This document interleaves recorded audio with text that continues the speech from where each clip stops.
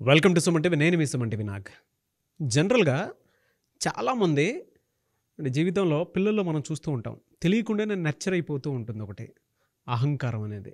అది పేరెంట్స్ కనుక సరిగా గుర్తించకపోతే పిల్లలు పెద్దవాళ్ళు అయిన తర్వాత కూడా ఎదుటి వాళ్ళని ఎంకరేజ్ చేసేటువంటి మనస్తత్వం కానీ, లేదంటే కంపారిజన్తోనే సగం జీవితం వీళ్ళ జీవితాన్ని నాశనం చేసుకోవటం కానీ, లేదు అని అంటే ఇంట్లో మాట వినకపోవటం కానీ జరిగిపోయే అవకాశాలు ఎక్కువ ఉంటాయి. అహంకారంతోనే ఇదంతా జరుగుతుంది.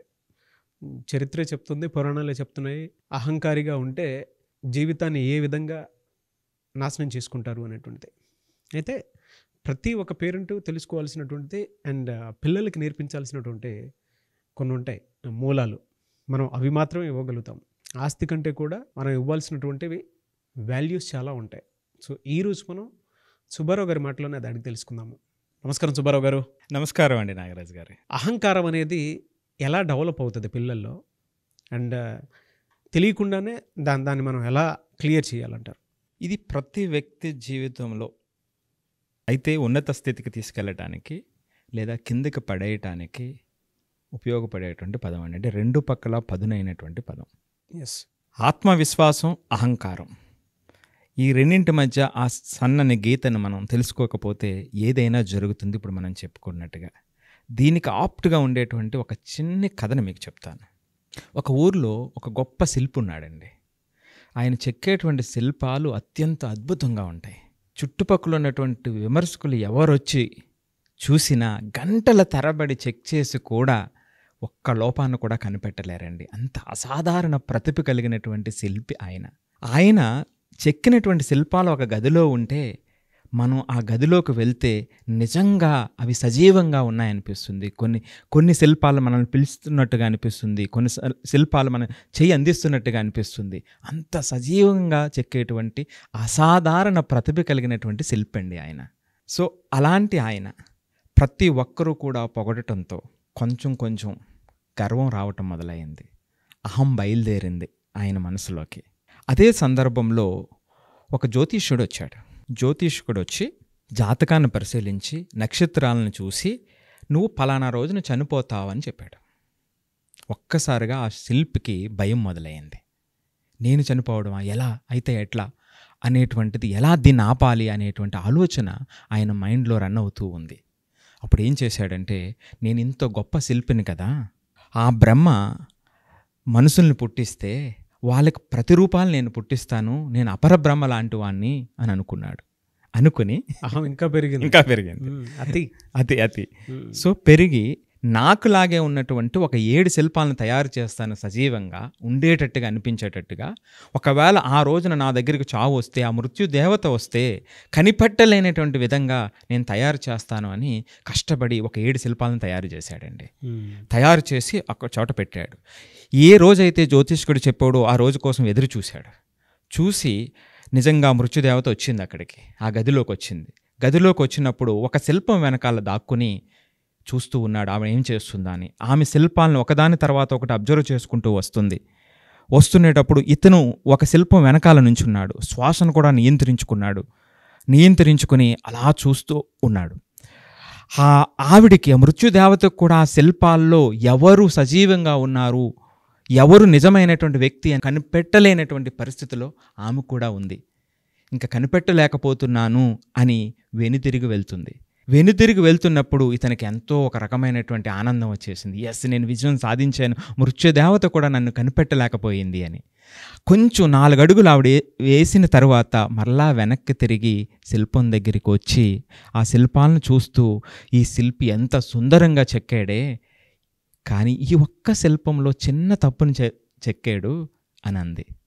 వెంటనే వాడు వెనక నుంచి పరిగెత్తుకుని వచ్చి, నేను దాక్కున్నాను అనేటువంటి సంగతిని కూడా మర్చిపోయి వెంటనే పరిగెత్తుకుని వచ్చి, శిల్పంలోన లోపమా ఉండదు, ఎవ్వరూ కూడా ఏ విమర్శకులు కూడా ఇప్పటి వరకు నన్ను నిందించలేదు, ఒక్క లోపం కొడితే ఎస్ అండి. సో వచ్చేసాడు. అప్పుడు మృత్యుదేవత అంది, లేదు, చాలా బాగా చెక్కావు, నేను నిన్ను కనిపెట్టలేకపోయాను, నువ్వే వచ్చి నాకు దొరికిపోయావు,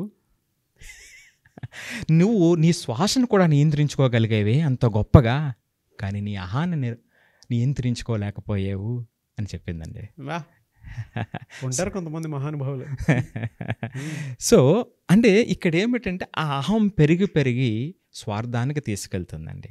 ఎప్పుడైతే స్వార్థం అయిపోయిందో నేను నా కుటుంబం అనేటువంటి దాంట్లో కొట్టుమిట్టాడుతామో ఈ ప్రకృతిలో భగవంతుని అనుగ్రహానికి మధ్యలో దెయ్యంగా ఉండేటువంటిది స్వార్థం అని చెబుతూ ఉంటారండి. సో కాబట్టి అహం నుంచి స్వార్థం నుంచి కంప్లీట్గా మనం దూరం అయిపోతాము. సో కాబట్టి అహం భావం అనేటువంటి దాంట్లో అహాన్ని తీసేస్తే మిగిలింది భావం అంటే అర్థం. ఆ అర్థం అయితే జీవితం సుఖవంతంగా ఉంటుంది అనేటువంటిది ఈ కథ సారాంశం అండి. నేను ఫైనల్గా ఒక్క విషయం చెప్తాను నాగరాజు గారు. ప్రతి ఒక్కరూ కూడా అనుకుంటారు నేను చాలా టాప్ ఈ రంగంలోని, చాలా తోపు, చాలా తురుం అని అనుకుంటూ ఉంటారు. సో ఒక్కటి మాత్రం గుర్తుపెట్టుకోవాల్సింది, అది ఆ రంగం వరకే, లేదా మీ ప్రతిభ ఆ కుటుంబం వరకే, కానీ ప్రపంచానికి కాదు అనేటువంటిది మనం గమనించాలండి. అప్పుడే అవును, అహంకారం అనేది ఉండేటువంటి వాళ్ళు కూడా అలాంటిది. అంటే కొంతమందికి ఎక్కువ టాలెంట్ ఉన్న అహంకారం ఎక్కువ ఉంటుంది. మనం పిల్లల్లో కూడా చూస్తూ ఉన్నాం. చాలామంది ఫస్ట్ క్లాస్ తెచ్చుకొని డిస్టింక్షన్లో పాస్ అయ్యేటువంటి వాళ్ళు కూడా చాలామంది ఉంటారు. అంటే ఆ లెవెల్కి వచ్చేస్తూ ఉంటారు. బట్ వాళ్ళలో తెలియనటువంటి ఒక చిన్న ఈగో కూడా డెవలప్ అయిపోయి ఉంటుంది. అది ఎక్కడి నుంచి వస్తుందంటే ఇంట్లో వాళ్ళు దాన్ని గుర్తించకపోవటం అనేది అతిపెద్ద ఇది. సో వీడియో చూసిన తర్వాత అయినా సరే డెఫినెట్గా ఇంట్లో వాళ్ళు అది గుర్తించాలి పిల్లలు అని మాత్రం కోరుకుందాము. అంటే అది ఎలా గుర్తించాలి అని అంటే ఇందులో కథలోనే చాలా ఉన్నాయి. అతిగా ఆలోచించడం, నా గురించి ఎవరు ఏమనుకుంటారో, నన్ను మించిన వాడు లేడు కదా, ఇంకేముంది, ఇంట్లో మాట్లాడడానికి లేదు అని ఒక రెక్లెస్నెస్తో కూడుకున్నటువంటి బిహేవియర్ ఇంట్లో పిల్లల్లో ఎప్పుడైతే కనిపిస్తూ ఉంటుందో, ఈ స్టోరీలో ఉంది కదండి. అవునండి, అవును, అదే అవరోధం కదండి, ఎదుగుదలకి అదే అవరోధం కదా.